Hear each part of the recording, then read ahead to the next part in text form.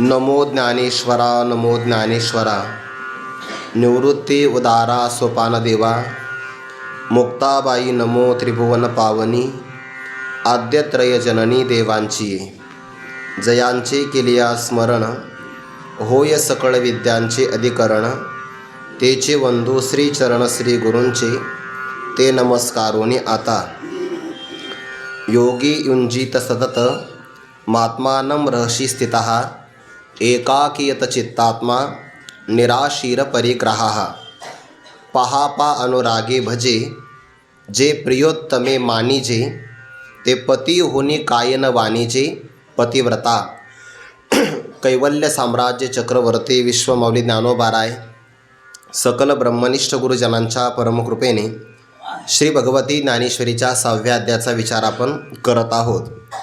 या अध्यायामध्ये दशम क्रमांकाच्या श्लोकाला प्रारंभ झाल्यानंतर ज्ञानोबारा या श्लोकावरचा भाव व्यक्त करत असताना भगवंताच्या मनात असणारी जी भावना तीही प्रगट करता देवाला अर्जुनाच्या निमित्ताने सख्य भक्तीचा आनंद लुटायचा आहे. आणि मग सख्य भक्तीचा आनंद जर सेवन करायचं असेल तर भक्तराज अर्जुन माझा सखा मीही त्याचा सखा असं दोन प्रकारचं दोघांमध्ये द्वैत भाव राहिला पाहिजे. जर कदाचित ब्रह्मविद्या प्रगट मी केली अर्जुनाला ब्रह्मज्ञान झालं तर ब्रह्मज्ञानाचं फल आहे ते शरीर भाव नासती इंद्रिये विषय विसरती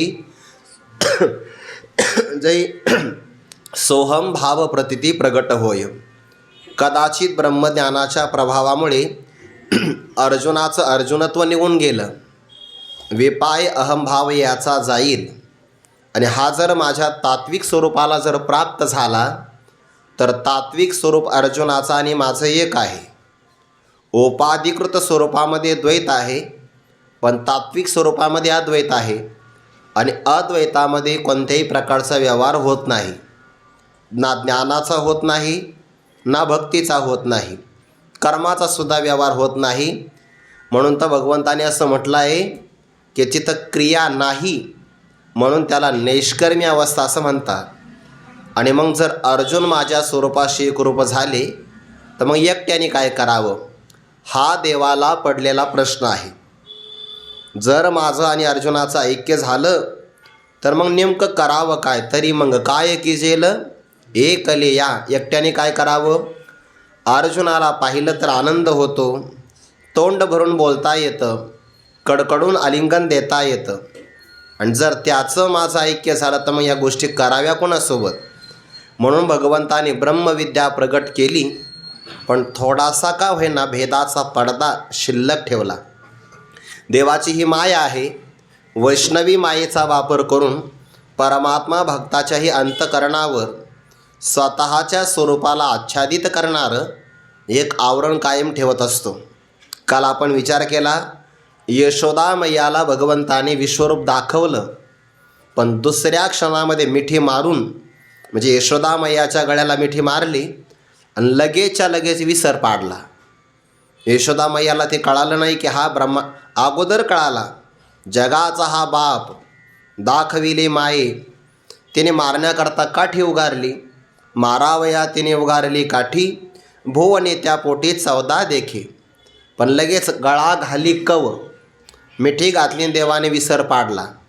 ज्ञानोबारा 11व्या अध्यायामध्ये वर्णन करता मागा म्हणजे मागे 11व्या अध्यायामध्ये विश्वरूप दाखवलं तेव्हा परमात्मा मोठा झाला होता पण मागा म्हणजे कधी बाळपणी मागा बाळपणी येणे श्रीपती एक वेळ खादली होती माती ते कोपोनी हाती यशोदा धरिला मग भेने भेने जैसे मुखी झाडा द्यावयाचे निमिषे 14 भुवने सावकाशे दाविले तिये. भाव काय जसं नाथ महाराजांना भगवंताने 12 वर्ष कळू दिलं नाही की श्रीखंड्याच्या वेशामध्ये मी सेवा करतो आहे. यशोदा मैयाला बालरूपात कळू दिलं नाही तसं अर्जुनाला सुद्धा आपलं महिमान भगवंताने अजून कळू दिलं नाही. हे महिमान कुठं कळणार आहे 11व्या अध्यायामध्ये. आणि मग अर्जुनांच्या मुखातले शब्द बाहेर पडतात अजानता महिमानं तवेदम मया प्रमादात प्रणयेन वापी हे कृष्ण, हे यादव, हे सखेती, असा मी तुमच्याबरोबर व्यवहार केला. आणि देवालाही असं वाटतं की अर्जुनाने आपल्याबरोबर सख्यपणाचाच व्यवहार करावा. ज्ञानोबा म्हणतात, काय प्रेम आहे देवाचा अर्जुनावर, काय प्रेम आहे. पुण्याने पवित्र अर्जुन आहे, भक्ती बीजाला पेरावासी सुपीक जमीन म्हणजे अर्जुनाचं अंतकरण आहे. किंवाने सुखाने शृंगारित केलेलं देवाचं मन पाहायचं असेल तर अर्जुन नावाचा आरसा आहे. किंवा आत्मनिवेदन नावाची अलीकडची भक्ती, ज्याला सख्य भक्ती म्हणतात. आणि या सख्य भक्तीच्या आसनावर विराजमान होणारी मुख्य अधिष्ठात्री देवता म्हणजे भक्तराज अर्जुन आहे. ज्ञानोबांना विचारलं, रथावर तिघ आहेत, जाऊ द्या तिघाचं वर्णन करू नका तुम्ही, ध्वजस्तंभावरी वानरू भगवान शंकर आहे. पण जे रथी आणि सारथी आहे त्यापैकी सारथ्य कर्म करणाऱ्या देवाचं वर्णन सोडून दिलं आहे. आणि आपण अर्जुनाचं वर्णन करता बऱ्याचदा असं होतं, एकटा व्यक्ती असेल ना तर हरकत नाही वर्णन करत असताना, पण आपण एकट्या व्यक्तीचं वर्णन करायचं आणि जवळचा सोडून द्यायचा, कसं वाटतं. ते उदाहरण सोडून द्या. जेवणाची पंगत आहे, आपल्याला माहिती आहे वाढायचं काम आपल्याकडं आहे, पण पहिल्यांदा त्या व्यक्तीला वाढायचं आणि शेजारच्या व्यक्तीला सोडून द्यायचं. बरं, हे एकदा झालं, दोनदा झालं, तीनदा झालं, त्या व्यक्तीच्या लक्षात येतं की नाही. याच्या लक्षात राहिलं असं नाही, मुद्दाम आपल्याला वाढायचंच नाही आहे. जसं भगवंताने काला वाटत असताना ब्रह्मदेव गोपाळांच्या वेशात आले तर ब्रह्मदेवाचा हात पुढं गेला. आता याला पाहिल्याबरोबर कळतं, न सांगता कळतं. हात पाहिल्यावर कळणार नाही का, हा ब्रह्मदेवाचा हात आहे, पण काला खाण्याकरता नाटक करतोय. स्वतःचा मुलगा आहे, देवाने काला नाही दिला. ब्रह्मदेवाचा हात आला, तिथपर्यंत वाढ आली की देवाने मागं फिरावं. ब्रह्मदेवाला वाटलं चुकलं असेल कदाचित. दुसऱ्या पंक्तीत ब्रह्मदेव, देवाने परत ब्रह्मदेवाचा हात पुढं आला काला घेण्यासाठी की चुकवलं. असं 2-3 वेळा झालं. मग लक्षात आलं, याला चुकवणं लक्षात राहिलं नाही असं नाही, मला काला द्यायचा नाही, पण आपल्याशी गाठ आहे, माझ्याशी नाही, ब्रह्मदेवाशी दाखवतो म्हणे काय आहे. आणि मग देवाने काला वाटला तर सगळे गोपाळ समाधी भावाला प्राप्त झाले. भगवंताने सांगितलं, अरे आपले वासरं लय लांब गेले आज, चला बरं वासरं परत माघारी आणा. तर गोपाळ म्हणले, दररोजच आम्हीच जातो वासरं आणायला, कधी कधी तूच दिंडी जात जा ना, दररोजच आम्ही कधी कधी वासरं तुम्ही माघारी आणले पाहिजे. आणि भगवान परमात्मा वासरांच्या पाठीमागं गेले. तेवढ्यात ब्रह्मदेवाने जे समाधी भावाला प्राप्त झालेले गोपाळ त्यांना आकृष्ट करून सत्यलोकात नेऊन ठेवलं. सत्यलोकामध्ये दुसरीकडे गायीचे वासरंसुद्धा भगवंताने ब्रह्मदेवाने आकृष्ट केली. आणि त्या प्रसंगाला सगळ्या रूपात परमात्मा प्रगट झाला. निळोबारे वर्णन करता, आणखी एक येणे नवलाव केला, काला वाटिता विधाता ठकवेला, भाग नेदिता. बघा बरं, काल्याचा भाग फक्त दिला नाही. आता काला किती असतो, प्रसाद थोडाच असतो, पण ब्रह्मदेवाची मजल बघा ना. भाग नेदिता तो वत्से म्हणजे वासरं आणि गोवळ म्हणजे गोपाळ यांना घेऊन गेला ब्रह्मदेव. किती मोठा बदला घेतला. एवढाच होता काल्याचा भाग, पण नाही दिला. भाग नेदिता तो वत्से गोवळ घेऊन गेला, तैसाचे आपण येथे होऊन या ठेलावो, असा हा परमात्मा आहे. सांगण्याचं तात्पर्य असं, जसं ब्रह्मदेवाला भगवंताने मुद्दाम चुकविलं, जवळच्याला काला वाढला पण ब्रह्मदेवाला दिला नाही, तसं ज्ञानोबांनी पासीची गोसावी वर्ण वाणिजे रथावर अर्जुनाच्या जवळ असणारे भगवान परमात्मा त्यांचं वर्णन नाही केलं. आणि अर्जुनाच्या गुणांचं ज्ञानोबारे वर्णन करता, ज्ञानोबारा त्यातलाही भाव सांगता की अर्जुनाचं वर्णन हे देवाला स्वतःच्या वर्णनापेक्षा जास्त आवडणार आहे. उदाहरण आहे, ज्याच्यावर आपलं प्रेम आहे अशा प्रिय व्यक्तीचा गौरव जर झाला तर तो गौरव मनुष्याला आपला गौरव वाटत असतो. आणि वाटत असेल तरच खरं प्रेम आहे, नाहीतर मग समोरच्या व्यक्तीचा सत्कार झाला, माझा नाही झाला, तसं आतून त्याच्या अंतःकरणामध्ये ज्वलनात्मिका वृत्ती निर्माण होते. तो दाखवत नाही. आपल्याला काय झाला आपण मनात आहे ना, आपल्याला काही सत्काराची गरज नाही. म्हणलाच कशाला, गरजच नसेल तर म्हणण्याचं सुद्धा काही कारण नाही. पण मनुष्यामध्ये सुप्त भावना असते. पण खरं प्रेम जर असेल ना, तर समोरच्या व्यक्तीला जर मिळालं आणि तो आपला प्रियतम असेल तर त्याच्या आनंदामध्ये आपला आनंद असतो. तत्सुख सुखित्वम हे प्रेमाचं लक्षण आहे. भक्ताला जर तृप्ती प्राप्त झाली तर ढेकर परमात्मा देतो. असंच आहे. बालक तृप्त झाला, मातेला आनंद होतो आणि शिष्य पूर्ण बोधाला प्राप्त झाला की त्याचा आनंद सद्गुरू भोगतात. ज्ञानोबारे वर्णन करतात, देखा बाळकाच्या धनी धाईजे, का शिष्याचिनी जाहलेपणे होईजे, हे सद्गुरूची एकलेनी जाणीजे, का प्रसवती या. हे फक्त सद्गुरूंनाच माहिती आहे. किंवा जिने प्रसूती वेदना सहन करून बाळकाला जन्म दिला, तीच आई बालकाचं स्तनपान झाल्यानंतर तृप्तीला प्राप्त होते. तसं भक्ताला जर भोग प्राप्त झाला आनंदाचा की त्याचा आनंद देवाला होतो. याच न्यायाने भक्ताचं स्तवन केलं की देवाला ते अत्यधिक प्रमाणामध्ये आवडतं. भावही तुकोबारायांचा असा आहे, आपण संतांचं पूजन करतो आहे, संतांचं किंवा देवपूजा आपण करतो आहे. देवपूजा करता करता जर संत अकस्मात आपल्या घरी आले तर देवाचं म्हणणं आहे, माझी पूजा बाजूला सोडा, ती नंतरही करता येईल, पहिलं संतांचं पूजन करा. करिता देवार्चन, घरा आले संत जन, देव सारावे परते, संत पूजावे आरते. का?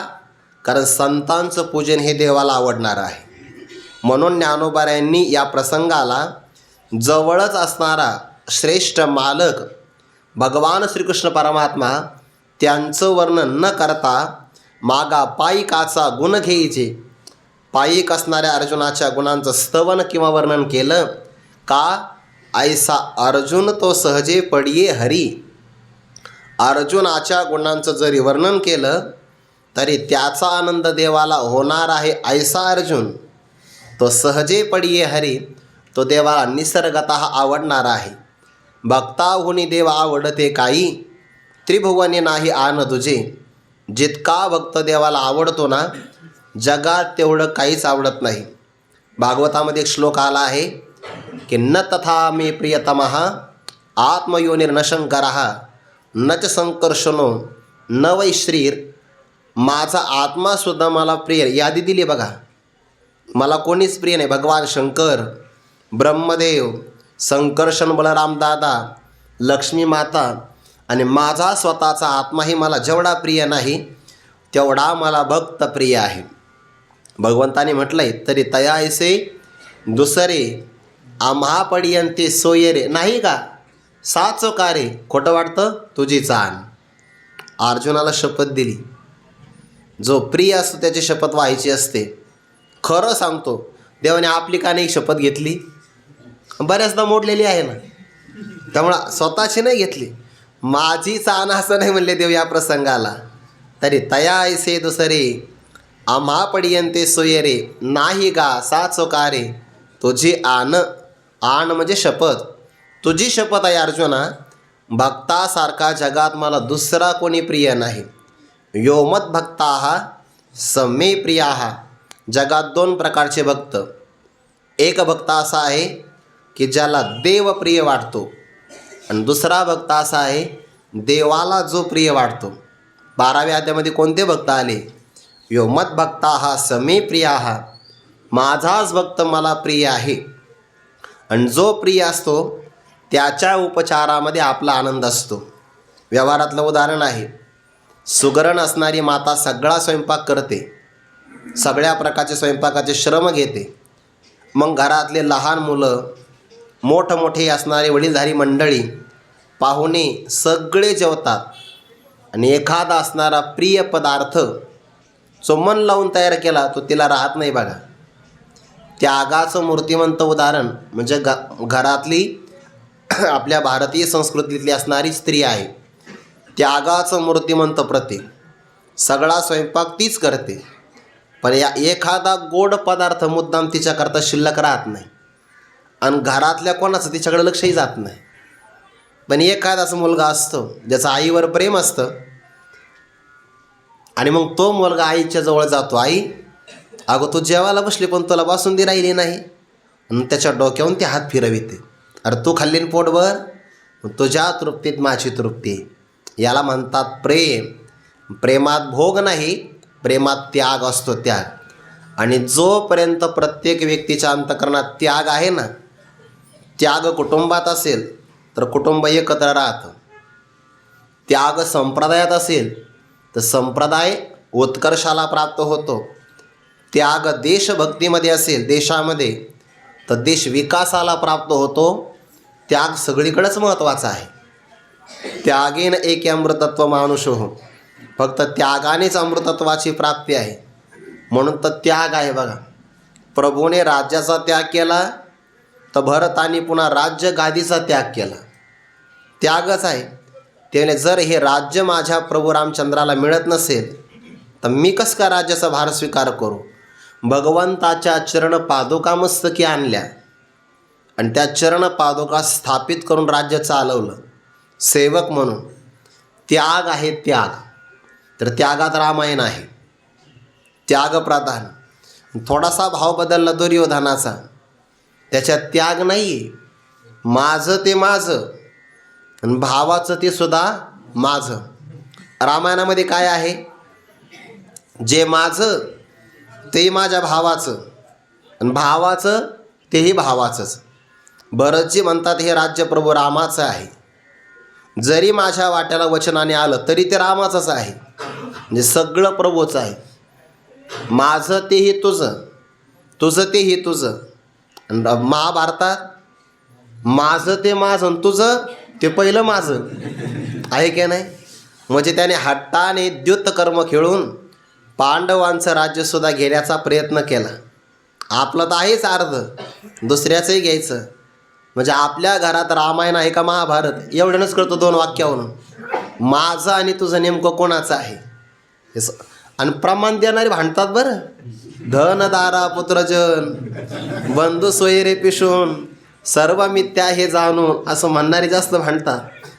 शरणारे काय देवाशे, हे माझं वाक्य नाही, राऊत बाबाचं वाक्य आहे. चाललं म्हणलं तर सकाळी तर काकड्या धन दारा पुत्रजन, घरी आलं की सुरू माझं ते माझं, तुझं ते हे माझं. महाभारत होतं. माझं ते हे तुझं, तुझंही तुझंच आहे. तर रामायण त्यागाचा प्रसंग आहे. त्यागावर संस्कृती अवलंबून आहे. जसे घरात असणारी सुगरणी माता सगळ्या पदार्थाला स्वतः तयार करते पण स्वतः सेवन मात्र करत नाही. बालक तृप्त झाला की आनंद जसा मातेला होतो तसं भक्ताची तृप्ती झाली, भक्ताचं स्तवन केलं की देवाला स्वतःच्या स्तवनाची गरज वाटत नाही. आणि म्हणून ज्ञानोबाराय जवळ असणाऱ्या देवाचं वर्णन न करता भक्तराज अर्जुनाचं वर्णन करतात. पासीचे गोसावी वर्ण वाणीजे, मागा पायिकाचा गुण घेईजे, ऐसा अर्जुन तो सहजे पडिये हरी. असं देवाला आवडतो बरं. देवाला विशेष आहे. आपल्याला प्रसन्नता कोणाची मिळावी, आपल्याला मिळाली तर तिघांची प्रसन्नता मिळावी. म्हणजे आपण तिघांच्या प्रेमाचे विषय व्हावं.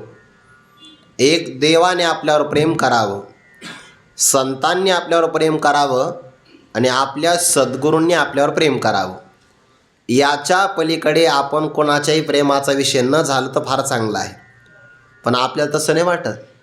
आपल्याला वाटतं समाजातल्या प्रत्येक लोकांनी मला ओळखावं, समाजातल्या प्रत्येक लोकांनी माझ्यावर प्रेम करावं आणि त्यांचं प्रेम संपादन करण्यासाठी हे आपल्या इथल्या अख्खे आयुष्याचे क्षण घालत बसतो. का? लोकाचं प्रेम संपादन करावं म्हणून. म्हणजे लोकमान्य व्हावं. मी त्या अर्थाने नाही म्हणत, हे लोकमान्य टिळकांचं नाव त्या अर्थाने नाही आहे. लोकांची मान्यता आपल्याला मिळावी असं व्यक्तीला वाटत असेल तर त्याचा परमार्थातला प्रवास योग्य नाही. आपण संत मान्य किंवा देवमान्य व्हावं. हे माझं वाक्य नाही, गोलेबाबांचं वाक्य आहे. बुवा लोकमान्य होण्यापेक्षा देवमान्य किंवा संतमान्य झालं पाहिजे. आपल्याला मानावं कोणी, आपल्यावर प्रेम कोणी करावं, पडिये हरी, देवाने प्रेम करावं. ज्याला देवाचं प्रेम मिळालं, ज्ञानदेवाचं प्रेम मिळालं आणि सद्गुरुदेवाचं प्रेम मिळालं, त्यापेक्षा भाग्यवान कोण असेल मग जगात? दुसरा कोणी नाही. ऐसा अर्जुन. पण देवाचं तरी का प्रेम मिळालं? नावच अर्जुन आहे. ज्याचं वागणं सरळ त्याला म्हणतात अर्जुन. ज्याच्या मनामध्ये कोणत्याही प्रकारची गाठ नाही, रुजू स्वभावाचा, आर्जव संपन्नता, म्हणून त्यांना अर्जुन असं म्हणतात. आणि म्हणून ज्ञानोबा म्हणतात, त्या सेवकाचं वर्णन केलं की धनी मालकाचं स्तवन न केलं तरीही चालतं. याकरिता आता ज्ञानोबा आहे 29व्या ओळीमध्ये दाम्पत्य जीवनातलं गोड उदाहरण देतात. उदाहरण मार्मिक आहे. पहा ज्ञानोबारांची असणारी ही निरीक्षण शक्ती आहे, अचूक अनवेचक शक्ती. ज्या प्रसंगाला जे घ्यायचं ते बरोबर घेतात. सात्विक प्रसंग आहे, उदाहरणसुद्धा त्याच पद्धतीचं. पहा अनुरागे भजे, जे प्रियोत्तमे मानिजे, ते पती होणे काय न वाणिजे, पतिव्रता तैसा अर्जुनाची विशेष स्तवावा. ऐसे आवडले मज जीवा, जे तो त्रिभुवनीची आदैवा, एकायतन जाहाला. हे अर्जुन या दोन वयाचे एकत्र विचार आहे. उदाहरण दिलं आहे दाम्पत्य जीवनातलं. भारतीय संस्कृतीमध्ये गृहस्थ जीवनामध्ये पती आणि पत्नीचं नातं मधुर प्रेमाचं प्रतीक आहे. या प्रेमामध्ये त्याग आहे. किती त्याग आहे? ज्ञानोबाला सांगतात, अग्नी, देव, ब्राह्मण यांच्या साक्षीनं तो पती पत्नीचं पाणी ग्रहण करतो. संस्कृतमध्ये पाणी म्हणजे हातभर, हस्तग्रहण करतो की नाही. आणि मग तो प्रतिज्ञा करतो. त्या अग्नीच्या भोवतीच्या प्रदक्षिणा असतात ना, तर त्या 7 प्रदक्षिणा असतात. त्याला सप्तपदी म्हणतात. आणि प्रत्येक पावलामध्ये एक प्रतिज्ञा असते. धर्मे अर्थे कामे नातिचरामी. धर्म, अर्थ, काम आणि मोक्ष नावाचे पुरुषार्थ आहे. या पुरुषार्थाचं सेवन जगामध्ये फक्त आम्ही दोघं एकनिष्ठ भावाने करू, ही प्रतिज्ञा आहे. जगातल्या सगळ्या स्त्रिया, माता भगिनी आणि दाम्पत्य जीवनाकरता एकीचा स्वीकार. पण अग्नी, देव आणि ब्राह्मण यांच्या साक्षीनं त्यांचा विवाह होतो. हे दाम्पत्य जीवनातलं उदाहरण आहे. त्या विवाहाच्या बाबतीमध्ये सुद्धा स्मृतिशास्त्रातलं असं प्रमाण आहे की पहिल्यांदा पाहावं तरी काय. आदौ कुलम परीक्षेत, तथा विद्या ततो वयः. कुलम झालं धनम, रूपम, देशम, शीलम, पश्चात विवाह येत, असे काही भाग सांगितले आहे. सुरुवातीला विवाहामध्ये कुल परीक्षण करावं. ज्ञानोबारांनी म्हटलं आहे बघा, सुकुळीने आपुली आत्मचा सत्कोळीची दिदली, ही असो लक्ष्मी स्थिरावली मुकुंदी जैसी. पहिल्यांदा वराचं कुल पाहावं. आणि ते कुळ कळत असतं. नाना आचार गौरव सुकोली नाचे. आचार गौरवावरून कुळ कळतं. पहिल्यांदा कुळ पाहावं. तथा विद्या, त्याची विद्वत्ता बघावी, कांठ बादरे हे पाहिलं पाहिजे. ततो वयः, त्यानंतर त्याचं योग्य वय बघावं. नंतर धन बघावं. शील म्हणजे चारित्र्य बघावं. रूपही पाहावं आणि देश पाहावा. या सगळ्या गोष्टी पाहिल्यानंतर पश्चात विवाह येत, नंतर विवाह करावा. हल्लीच्या काळात काय पाहतात? फक्त धन पाहिलं जातं. आणि ते सुभाषितकाराने म्हटलं आहे, प्रत्येकाची पुन्हा आवड वेगळी. कन्याला विचारा. कन्यावर येते रूपम, माता वित्तम, पिता श्रुतम, बांधवाः कुलम इच्छन्ति, मिष्टान्नम इतरे जनाः. मुलीला विचारा, तुला काय आवडतं? तेव्हा ते रूपवान मुलगा असावा. कन्यावर येते रूपम, मुलगा कसा असावा? रूपवान, म्हणून तर टिपी चांगला ठेवतात. कन्यावर येते रूपम, ते कधी कधी विनोदाने लोक म्हणतात, आपण एवढे पण चांगले नाही की जेवढा आपला डीपी दिसतो, आणि एवढे आपण वाईट नाही जेवढा आधार कार्डावर असतो. दोन्ही सगळ्याचे आपले फोटो पाहिले तर आधार कार्डावर वेगळेच असतात, आणि डीपी स्वच्छ केलेला असतो. विनोदाचा भाग सोडून द्या. मुलीला विचारा तिला काय आवडतं. कन्यावर येते रूपम, मुलगा रूपवान असावा असं तिला वाटतं. मातेला विचारा, माता वित्तम, जावाई धनवान असावा. मुलीच्या वडिलाला विचारा, पिता श्रुतम, शिकला सवरलेला असावा. बाकीच्या बांधवाला विचारा, बांधवाहा कुलम इच्छन्ति, त्याचा मुलगा कुलवान असावा. आणि ज्यांनी गर्दी केली अक्षता टाकायला त्यांना विचारा, ते म्हणतात नवरा आणि नवरी कशी का असानं, जेवण चांगलं असावं. मिष्टान्नम इतरे जनाहा, ही त्यांची आवड आहे. पण स्मृतिशास्त्रामध्ये किती गोष्टी विचारल्या, फार महत्त्वाचं आहे बरं. हे परीक्षण आहे ना. जशी आपली मुलगी इतरांच्या घरी देत असताना इतकी काटेकोरपणाने निरीक्षण करावं, त्याच्या पुढे जाऊन सांगू का. जशी मुलगी देत असताना आपण परीक्षण करून मुलगी देतो ना, तर सप्ताहामध्ये तारखी देतानाही परीक्षण करून दिल्या पाहिजे. हां, आता हे वाक्य व्हायरल होईल. आदो कुलम परीक्षेत तथा विद्या ततो वयः. त्यामुळेच बोललो मी ते. धनम रूपम शीलम देशम पश्चात विवाह येत, नंतर विवाह करावा. अग्नी, देव, ब्राह्मण यांच्या साक्षीनं तो विवाह लागतो. आणि त्या विवाहामध्ये प्रतिज्ञा असतात बरं का. 7 प्रदक्षिणा, 7 प्रतिज्ञा, त्याला म्हणतात सप्तपदी. आणि पतिव्रतेचा अधिकार फार मोठा मानला आहे. पतिव्रतेचे हृदय जैसे पती वाचुनी न स्पर्शे. काय पतिव्रतेचं लक्षण आहे? 6 प्रकारचे लक्षण आहे. जसे भगवंताचे षड लक्षण आहे ना, ऐका, यश, श्री, औदार्य, ज्ञान, वैराग्य, ऐश्वर्य, हे 6 गुणवर्य वसती जेथ मनोनी तो भगवंतू. 6 गुणांनी संपन्न परमात्मा, तसे 6 गुणांनी संपन्न पतिव्रता माऊली. अधिकार आहे तिचा. कार्येषु मंत्री, करणेषु दासी, भोज्येषु माता, शयनेषु रंभा किंवा रूपेषु लक्ष्मी, क्षमया धरित्री, धर्मानुकूला, षड्गुण मेतद्दी पतिव्रतानाम. हे पतिव्रतेचे 6 लक्षण आहे. त्याच्यात पाठभेद पण आहे. पहिलं लक्षण, कार्य करण्याच्या बाबतीमध्ये ते सल्ला देणारी असावी. कार्येषु मंत्री. जर पतीला एखादं कठीण कार्य पडलं आणि पतीचे विचार कुंठित झाले तर मग तिने सल्ला द्यावा. कार्येषु मंत्रणा म्हणतात त्याला. कार्येषु मंत्री. पतीची सेवा कशी करावी? दासी पद्धतीनं. करणेषु दासी. पतीला जेव कसं घालावं? मातेप्रमाणे. भोज्येषु माता. रूपवान कशी असावी? साक्षात लक्ष्मी. धर्म करण्याच्या बाबतीमध्ये अनुकूल, धर्मानुकूला. आणि पतीने जर तिला ताडण केलं तर क्षमेच्या बाबतीमध्ये पृथ्वी असावी. क्षमया धरित्री, षड्गुण मेतद्दी पतिव्रतानाम.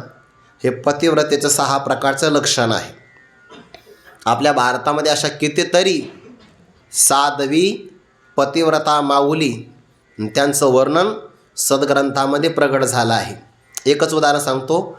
करणेषु माता, आपलं कार्येषु मंत्री. या बाबतीमध्ये कार्य करण्यामध्ये ती मंत्री, मंत्रणा, सल्ला देणारी, योग्य सल्ला देणारी असावी. दुर्योधनाने चातुर्मासामध्ये दुर्वासांची सेवा केली 4 महिने, पण बुद्धीत नाही बदल झाला. सेवा केली पण योग्य नाही ना मागितलं. 4 महिने सेवा झाली आणि त्या दुर्योधनाला माहिती होतं की सध्याला पांडव वनवासामध्ये आहे. वनवासामध्ये बिकट परिस्थितीमध्ये आहे, समृद्धी नाही. चातुर्मास संपला आणि दुर्वासाने विचारलं, मी प्रसन्न आहे, माग वरदान.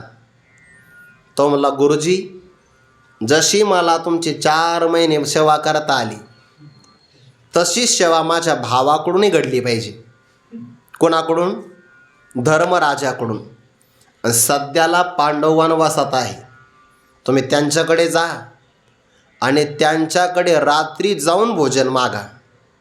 कारण त्याला माहीत होतं की सूर्यप्रदत्त थाळी त्यांच्याकडे एक आहे आणि सायंकाळी सूर्यास्तापर्यंत किंवा जोपर्यंत द्रौपदी माता जेवत नाही तोपर्यंत कितीही लोक आले, किती प्रमाणात अन्न मागितलं तरी सूर्याच्या वरदानाने ते अन्न मिळू शकतं.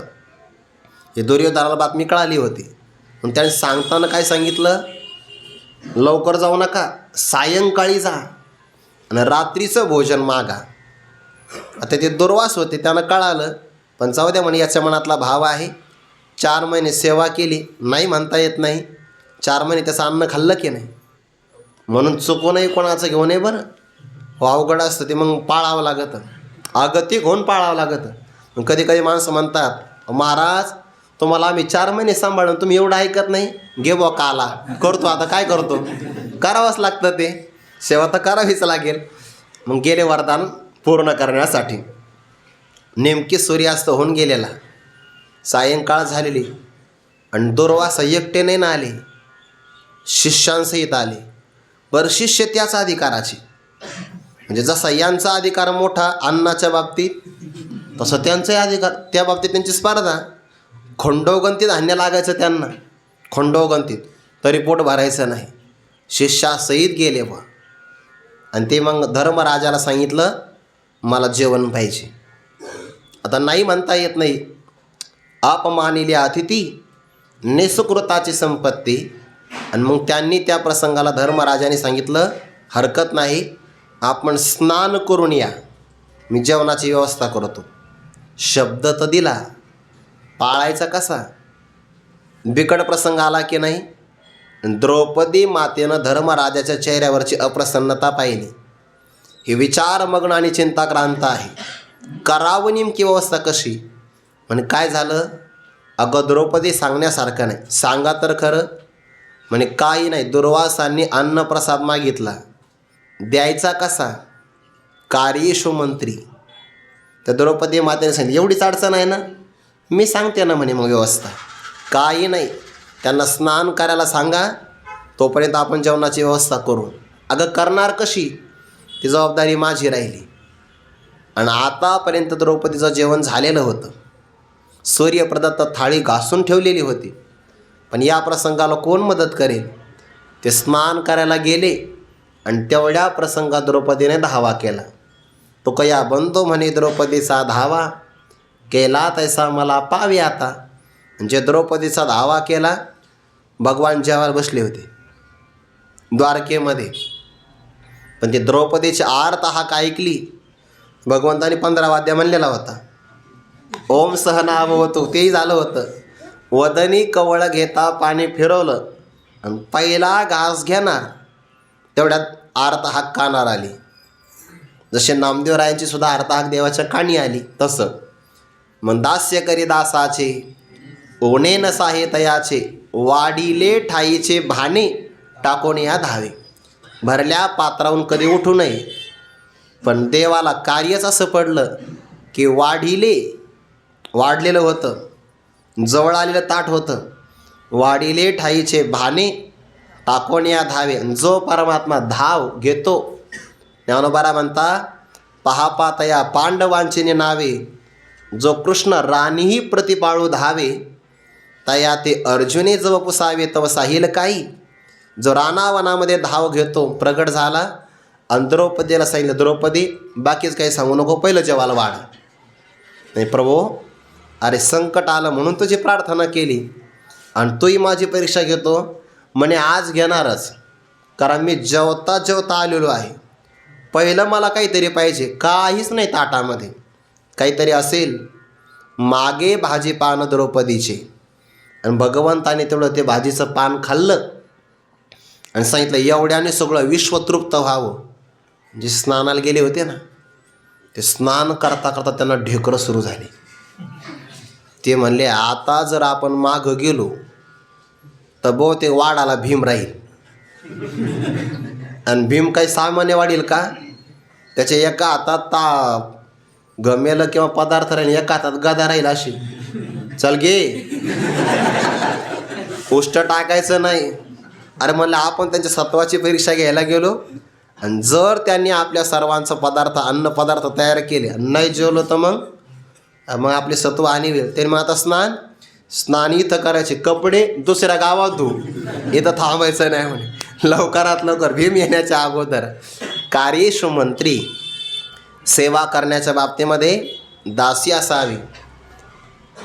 भोजेषु माता, पती जर जेवण करत असेल तर त्या पतिव्रता माऊलीने आपला पती जेवण करत असताना, हा नियम आहे बरं, भोजेषु माता, आईप्रमाणे जेवू घालावं, अगोदर जेवू नये.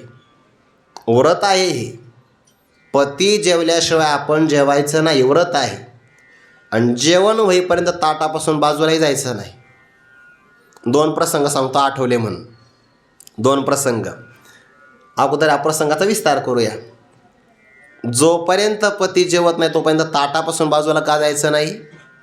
कदाचित ताटामध्ये एखादी माशी पडू शकते, म्हणून त्या पतीची सेवा करत असताना तिने पंखा घ्यावा हातामध्ये. जुन्या काळातला पंखा नाही का तो राहत, हातातला पंखा, माशा चिलट वगैरे येऊ नये म्हणून. आणि पदार्थसुद्धा उष्ण राहावा, कारण पतीचा डावा किंवा उजवा खरकटा हात लागला ते पदार्थ उष्ट होतात, म्हणून त्यांना गरज नाही पडली पाहिजे. कधी कधी आम्ही जेवायला जातो, लोक आमच्यासमोर आणून ठेवतात, काय घ्यायचं ते घ्या, आम्हाला वेळच नाही म्हणून वाढायला. मग ते आपलं मौन पुन्हा ते एक अवघड आहे. एका ठिकाणी मी जेवायला गेलो, मला होतं मौन, मग वाढणारी एक मुलगी आली वाढायला, तर आई म्हणे अगं त्यांना मौन आहे, तू बोलू नको. अरे मौन मला आहे, तू मौन मला आहे, तू बोलू नको. मग ते हवं का नाही का काय विचारणार आहे, तू बोलू नको ना म्हणे, त्यांना मौन आहे, अवघडच आहे, सोडून द्या विषय. आणि ते पतीचं भोजन होईपर्यंत पतिव्रता माऊलीने बाजूला सारखायचं नसतं, हा नियम आहे. ते गर्गाचार्य गोकुळात आले आणि त्या गोपिकांची अवस्था पाहिली. का गं म्हणे तुम्ही सगळे घरातले कामं गृहपती सुत विसरल्या, तुम्ही आपल्या घराला विसरल्या, पतीला विसरल्या, मुलाला विसरल्या. अगं पतिव्रता स्त्रियांनी पतीची सेवा करावी, हे सगळ्यात मोठं काय लक्षण आहे. तुम्हाला माहिती नाही, पतीची आमता अनुसरोनी पतिव्रता, अनायासे आत्महिता भेटीची गा. त्याला आत्महित प्राप्त होतं. आणि काय तुम्ही सकाळी उठल्या की भगवंताचं दर्शन, सायंकाळी परमात्मा आला की त्याचं दर्शन, दुपारी पाण्याचं निमित्त करून देवाचं दर्शन. मिस पानियाचे गोविंदाची चट, बरीला उलंडोनी रेता करी घट. गर्गाचार्याने सांगितलं घरी असणाऱ्या पतीची सेवा करा, ही तुम्हाला सर्वात महत्त्वाची आहे. आणि मग त्याने उदाहरण सांगितलं की एका गावामध्ये एक पतिव्रता स्त्री राहत होती. पती घर काम करून आले, जेवायला बसले आणि पतीला भोजन वाढलं, तेवढ्यात पाळण्यातून तिचा मुलगा जागा झाला, तो रांगत रांगत चुलीकडे चालला. आता पतीची सेवा आहे, भोजेषु माता, आईप्रमाणे जेवू घालायचं. जर आता पतीची सेवा टाकावी तर पती सेवेत अंतराय येतो, आणि पतीची सेवा जर करत राहावी तर मुलगा चुलीकडे चाललेला आहे, त्याने ते पेटलेले निखारे पाहिले आणि त्याला असं वाटलं लाल रंगाचे फुलंच आहेत. तो मुलगा चुलीकडे चालला, इकडे पतिव्रता आहे, काय करावं नेमकं, धर्मसंकटात पडली. पण तिने विचार केला पहिल्यांदा मला पतिसेवाच करावी लागेल. ती पतिव्रता पतिसेवेमध्ये स्थिर राहिली आणि तिचा मुलगा रांगत रांगत आला आणि क्षणामध्ये त्या अग्नीच्या निखाऱ्यात पडला. असं म्हणल्यावर गोपिका तटस्थ झाल्या, सगळ्या शोक करू लागल्या. आणि गर्गाचार्याने सांगितलं शोक करू नका. त्या पतिव्रतेच्या पातिव्रत्य धर्माचं महिमान असं की अग्नी शांत झाला आणि त्या निखाऱ्याच्या ठिकाणी फुलं प्रगट झाली. पतिव्रतेची सेवा आहे. म्हणून मी तुम्हाला सांगतो की तुम्ही फक्त पतीची सेवा करा, असं गर्गाचार्य सगळ्या गोपिकांना म्हणू लागले.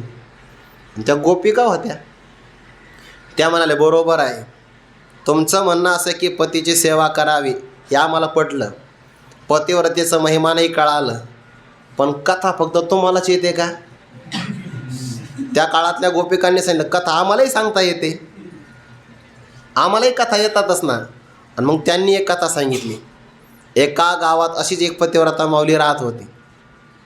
काही कामाच्या निमित्ताने तिचा पती विदेशामध्ये व्यापाराला चालला. त्याने सांगितलं, तुम्ही जाऊ नका, तुमचा वियोग मला सहन होत नाही. मग त्याने सांगितलं, एक काम करतो, माझ्या आकृतीचा हुबेहूब एक मी पुतळा तयार करून देतो, तो पुतळा मातीचा म्हणजे मीच आहे असं म्हणून त्याची तू सेवा कर, काही हरकत आहे का? त्याने अगदी हुबेहूब आपल्यासारखा दिसणारा मातीचा पुतळा तयार केला.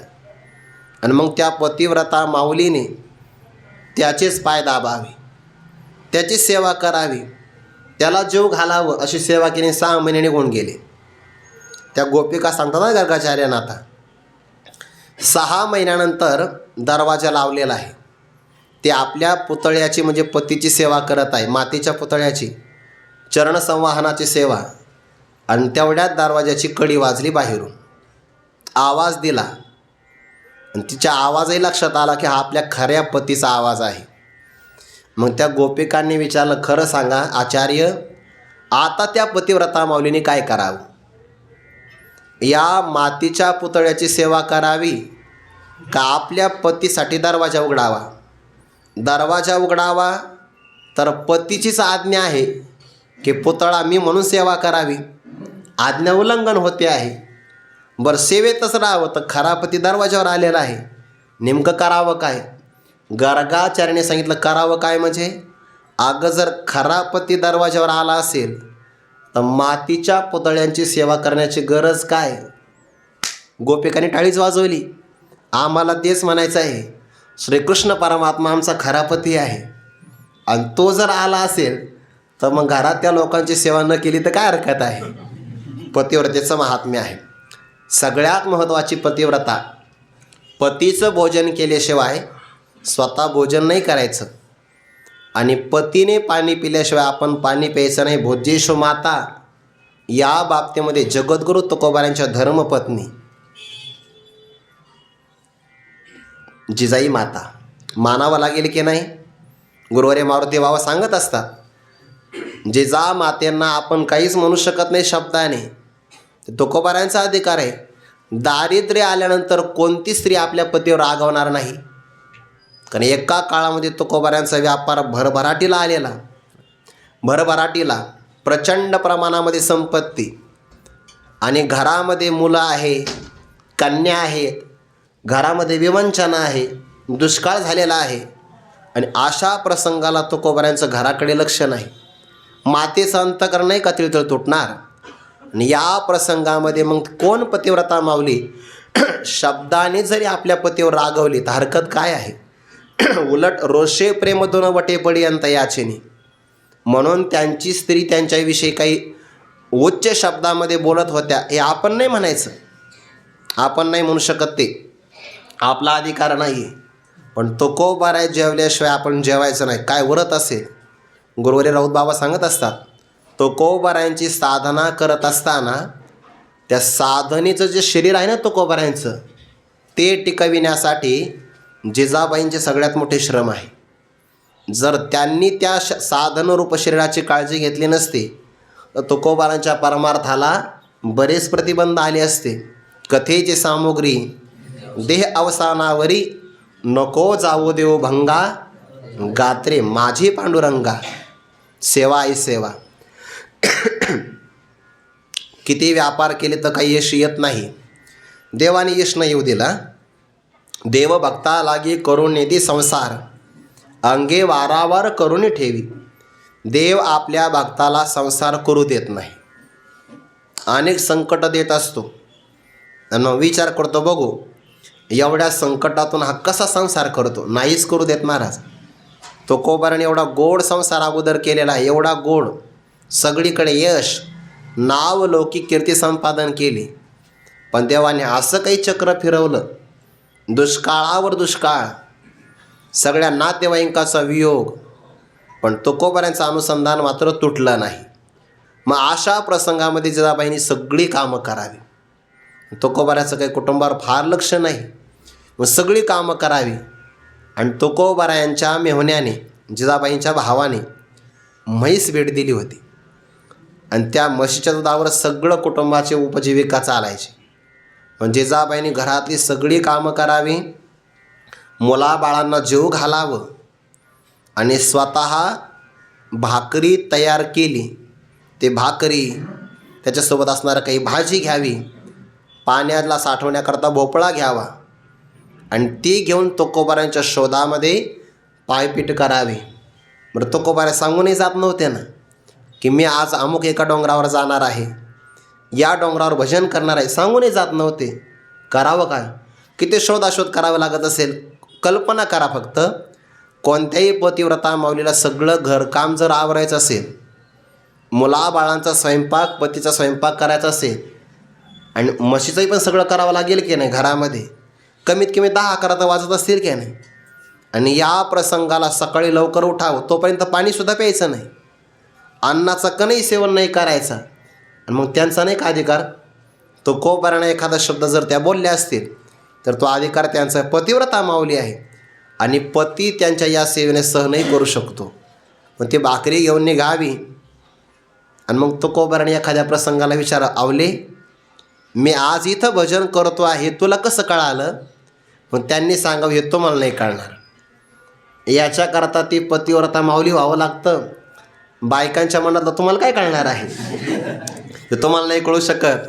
जाऊ दे म्हणे, नाही कळालं तर नाही कळालं. एके दिवशीचा प्रसंग आहे. गुरुवारी मारुती बाबा हे उदाहरण सांगत असतात. वैशाख ज्येष्ठ महिन्यामध्ये प्रचंड ऊन असतं.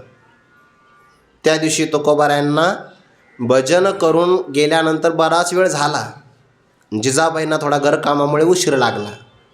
हे जेवले नाहीत, यांना कालचा उपवास आहे, भूक लागली असेल. या काळजीमध्ये जिजाबाई निघाल्या. अजून डोंगर फार उंच होता. आता दारिद्र्यच आहे. अनवाणी पायाने निघाल्या. वर ऊन तापतंय, खाली जमीन तापलेली आहे. करवंदीची फांदी पडलेली होती. ते करवंदीच्या फांदीला काटेले मोठाले असतात. ते काट्यावर पाय पडला, कारण वर किती डोंगर हे पाण्यामध्ये लक्ष नाही राहिलं. जो अनवाणी पाय पडला तर तळपायातून काटा वरती आला. आता तुकोबाराने तर काही अन्न खाल्लेलं नव्हतं, जिजाबाईंनी पाणीसुद्धा पिलेलं नव्हतं. अशा प्रसंगामध्ये जे रक्त वाहू लागलं, आई म्हणून बेशुद्ध पडल्या. तो काटा पायात तसाच, पाण्याचा भोपळा लवंडला, पाकरीचं असणारं टोपलं बाजूला पडलं. देवाला काळजी पडली, माझा एक भक्त वर भजन करत आहे डोंगरावर, आणि भक्ताची सेवा करणारा भक्त म्हणजे भक्तिमाती माऊली बेशुद्ध पडलेली आहे. आपल्याला जावं लागेल आता. कोठे न दिसे पाहता ओढी घाली अवचिता. पण देवाच्या लक्षात आलं, आपण जर असं गेलो, राजसुकुमार मदनाचा पुतळा, तुळशी हार गळा, काशी पितांबर, जवळसुद्धा उभं करणार नाही आपल्याला, कारण या काळ्याने संसाराचा इस्कोट केला. जवळसुद्धा येऊ देणार नाही. बाकीचे ऋषी मुनी जपी तपी दर्शनाकरता लालायित आहे. आणि जिजाबाईला आपण दर्शन दिलं तरी घेणार सुद्धा नाही दर्शन. भगवान 8 वर्षाच्या बालकाच्या वेशात प्रगट झाले. आई जवळ गेले. बघा बरं, भक्ताला दर्शन नंतर आहे, पण भक्ताला अगोदर दर्शन आहे. अगोदर जवळ गेले. आई स्पर्श अमृताचा आहे. काटा रुतला? हो ना म्हणे बाळा, काटा रुतला. काढून देऊ का? तुला काढता येतो? भगवान म्हणाले हो. कोणाचाही सांगा ना तुम्ही, कधी काढायचा फक्त सांगा, कधी काढायचा, कसा काढायचा. रावणादिकांचा सहज काढला तर बाकीच्याची काय कथा आहे. मग आता ज्याचा काटा काढायचा पायातला, तो पाय आपल्या हातामध्ये घ्यावा लागतो किंवा मांडीर ठेवावा लागतो आणि पाण्याने ती जागा स्वच्छ करावी लागते. आता कशाचं पाणी तिथं? मग त्या भगवंताने तो पाय आपल्या हातात घेतला. जिजाबाईंचा पाय किती भाग्यवान की भगवंताचा हात लागला. नाही, भगवंताचा हात किती भाग्यवान की ज्या हातात जिजाबाईंचा पाय आला, चरण आलं, आणि मग भगवंताने तोंडातली थुंकी काढावी ती जागा स्वच्छ, काटा अगोदरच काढला होता तसा, निघलाच होतो काटा, निमित्त होतं. मग एकदा भगवंताचं पोट नाही भरलं, त्या थुंकीला पायाचे रजकण लागले, भगवंतांनी चाकले. वा, व्हेरी टेस्टी, वा फारच गोड आहे ते. भगवंताने दुसऱ्यांदा पुन्हा ते रजकण खाल्ले. गुरुवारी मारो तेव्हा सांगतात, आई काळजी करू नका, माती खाण्याचं ट्रेनिंग आपण गोकुळात घेतलेलं आहे. म्हणजे भक्ताला दर्शन नंतर जिजा माऊलींना देव का दर्शन, भोजेशो माता. आणि मग विचारलं देवाला, बाळा तुझं नाव काय? गप्प बसव ना, विठ्ठल. मुडद्या, हे नाव जर अगोदर सांगितलं असतं तर हात लावू दिला नसता, त्याने तर संसाराचा इस्कोट केलाय म्हणे. माय बापाला दुसरं नाव नाही का ठेवता आलो, जोद्धोगड मारला, भगवान झाले अदृश्य. तुकोबाराने विचारला, आज उशीर? अहो म्हणे पायात काटा रुतला होता. ते पाय पाहिला तर भगवंताचे शंख चक्र गदा पद्म हे ठसे पायावर उमटले होते जिजाबाईंच्या. अगं भाग्यवान आहेस तू, ज्याचं मी दर्शन करतोय, माझ्या अगोदर तुला दर्शन. भोजेशु माता हे पतिव्रतेचं लक्षण आहे. आणखीन काही विचार आपण उद्या पाहू. पुंडलिक वरदारे विठ्ठल श्री ज्ञानदेव तुकाराम माऊली ज्ञानेश्वर महाराज की जय. जगद्गुरु तुकाराम महाराज की जय.